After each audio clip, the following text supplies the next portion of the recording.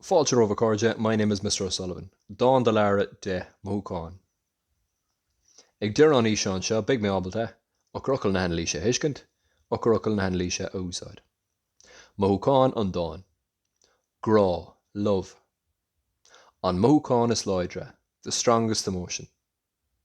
Mothíimiid, we feel. Baníon an Filla, the poet blesses. A Inian, his daughter. Álacht anima a máthair, the beauty of her mother's soul. Léiríonn sé, he shows or he makes clear. An bheannacht seo, this blessing. A chrí, his heart.